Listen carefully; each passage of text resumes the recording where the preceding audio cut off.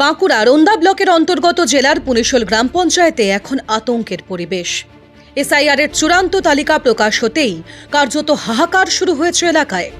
তালিকায় দেখা যাচ্ছে গ্রাম পঞ্চায়েতের মোট ভোটারের প্রায় 1/3 নামের পাশে রয়েছে আন্ডার অ্যাডজুডিকশন বা বিচারাধীন স্ট্যাম্প, যার ফলে কয়েক হাজার মানুষের ভোটাধিকার এখন অনিশ্চিত। প্রশাসন সূত্রে জানা গিয়েছে পুনিশোল গ্রাম পঞ্চায়েতে মোট ভোটারের সংখ্যা 28,317 জন, কিন্তু চূড়ান্ত তালিকা প্রকাশের পরে দেখা যাচ্ছে প্রায় 8,553 জন ভোটারের ভাগ্য এখন বিচারকদের টেবিলে ঝুলে রয়েছে। গ্রামের এমন কোনো পরিবার নেই যেখানে অন্তত একজন সদস্যের নাম সেই তালিকায় নেই। অনেক পরিবারে তো আবার একাধিক সদস্যের নাম বিচারাধীন। এখন যদি বলে যে ওই কাগজগুলো বাদ দিয়ে আরও অন্য কোনো বিচার আছে, হয়তো শুনানি হবে বা ডেকে চেহারা হবে বা ডিএনএ হবে, এরকম ধরনের যদি হয়, এখন বিচারটা কীভাবে হবে এটা আমাদের একটা চিন্তা। তারপরে এই বিচারাধীন কথাটার উপরে একটা আমাদের খুব সন্দেহ লাগে। মনে হচ্ছে একটা সংখ্যালঘু হয়ে আমরা কোনো একটা অন্যায় কাজ করে ফেলেছি। ভারতবর্ষ সংখ্যালঘু জন্ম নিয়ে এটাই আমাদের মনের মধ্যে একটা সন্দেহ জাগে। স্থানীয় বাসিন্দাদের দাবি, তারা কয়েক দশক ধরে ভোট দিয়ে আসছেন। এনুমারেশন ফর্ম জমা দেওয়া থেকে শুরু করে নির্বাচন কমিশনের শুনানিতে হাজিরা দেওয়া সব নিয়মই মেনে করেছেন। বৈধ নথি দেখানোর পরেও কেন তাদের নামের পাশেই তকমা বসানো হলো তা নিয়ে ষড়যন্ত্রের অভিযোগ তুলছেন তারা। আর 8টা সদস্যর মধ্যে না 7টা এরকম ভোটার এড়িয়েছে, তার আমার 5টা বিচারাধীনে পড়া গেছে আর 2টো আসেনি। কতটা চিন্তার মধ্যে রয়েছে? অনেক চিন্তার মধ্যে। কীরকম? যেটা কি ঘটতে পারে না পারে বা কেনা এলো নি, আমরা আবার পুনরায় ফর্ম পূরণ করে দেওয়া হলো, তো আবার সেগুলোই যদি এমনি ঘুরে এসে আবার যদি সেটা বলছে বিচারাধীন, কি বিচার করবে? এখন ফাঁসি দিবে না শুলি দিবে সেটা তো আর চিন্তা করতে পারছি না। কী করতে পারি?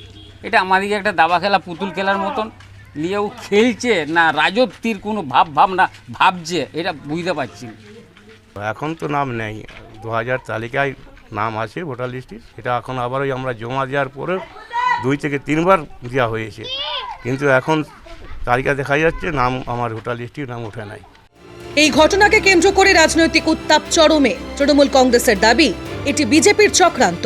পাল্টা হিসেবে বিজেপি দাবি করছে শাসক দলের অপদার্থতার কারণেই এই চিত্র। অন্যদিকে বামেদের অভিযোগ, বিজেপি ও তৃণমূলের গোপন বোঝাপড়াতেই সাধারণ মানুষ হয়রানির শিকার হচ্ছে। তৃণমূল তার যে কৃতকর্ম, মানে নিশ্চয়ই বাংলাদেশ থেকে ভুয়ো ভোটার আনিয়ে বা ভুয়ো লোকজন আনিয়ে তাদেরকে ভুয়ো ভোটার কার্ড, আধার কার্ড বানিয়েছে, এটাই হবে। তা নাহলে জ্ঞানেশ কুমার, মনোজ আগরওয়াল এনারা তো এই পুনিশোলের লোকদের চেনে না যে দেখে দেখে আলাদা করে বার করে দেবে। তার কারণ কাগজ, বৈধ কাগজ দেখাতে পারেনি, ভুয়ো কাগজপত্র দেখিয়েছে, আর তাই দুধ কা দুধ পানি কা পানি হয়ে গেছে।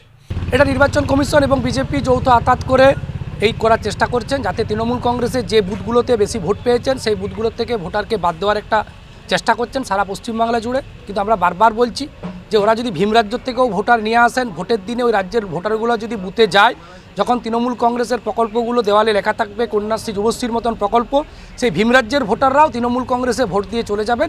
এতে বিজেপিরও মুখ পুড়বে, নির্বাচন কমিশনেরও মুখ পুড়বে। না, তারা তো 2002 সাল পর্যন্ত ভোট দিয়েছে, লোকসভায় দিয়েছে, বিধানসভায় দিয়েছে, পঞ্চায়েতে দিয়েছে, সব সময় তো ভোট দিয়েছে।